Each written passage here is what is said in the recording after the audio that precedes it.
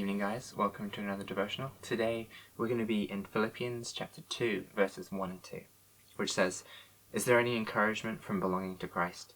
Any comfort from his love? Any fellowship together in the Spirit? Are your hearts tender and compassionate? Then make me truly happy by agreeing wholeheartedly with each other, loving one another, and working together with one mind and purpose." So Paul's speaking here, but reflecting God's heart as well. That we, as Christians, are to love one another and to work together with one mind and one purpose.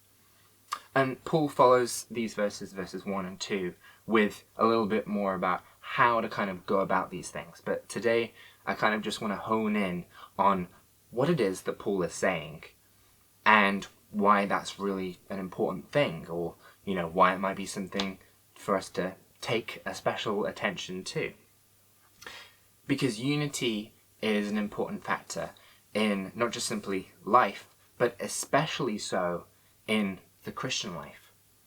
You think about how many projects you've done in life, whatever it is, whether it's piecing together a kitchen, or whether it's carrying the shopping, or any of those, whether it be small projects or whether it be larger projects.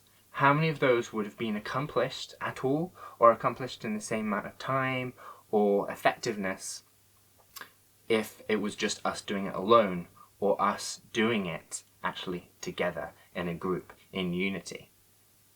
And the reality is things go a lot better when we can work together in unity. If we're to go against the flow of this world, living lives that, as Paul says, are examples of faith, love, and purity, and as Micah says, are humble, marked by just living, and filled with mercy, then how do we expect to do that? How do we expect to go against the flow that the rest of the world is doing, and that the minority are saying, I'm going to do differently because God says he wants me to do differently? And how are we going to do that differently? It's only possible to do that through the power that Christ gives us. And this is the key to the unity that Paul is talking about. Because if we're not united with Christ, if we're not walking in the Spirit, if we're not looking to Christ first, then it makes this unity that Paul's talking about, it makes living lives that God calls us to, a lot trickier. So primarily, we want to go to God, and we want to be united with him, because then that is also the glue, not just to help us live the lives that God calls us to, but it's also the glue that unites us all together, that unites us as family, as brothers and sisters in Christ.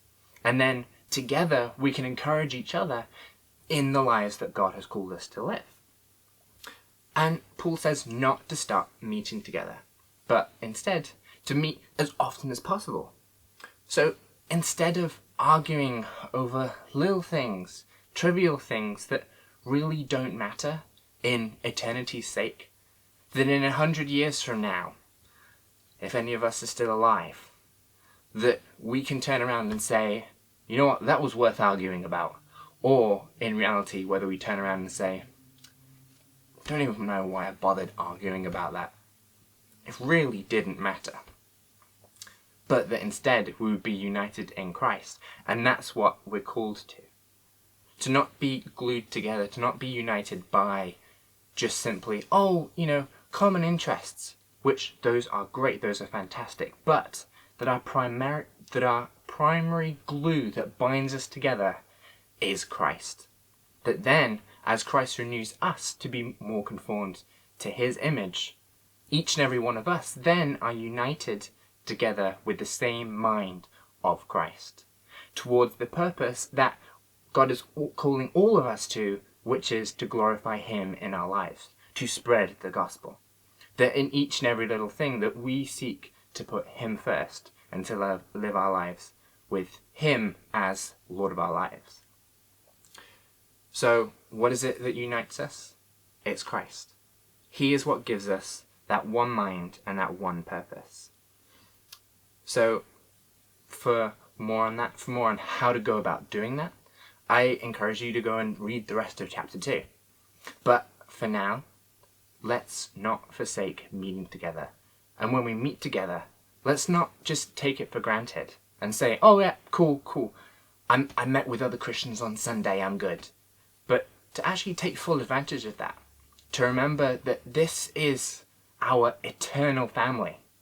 That just as we want to get along with our parents or our brothers and sisters who, we've been born with and raised up with, just as we want to get along with them, we should so seek a relationship with our brothers and sisters in Christ. To say, hey, I'm going to be with you for the rest of eternity, Lord willing.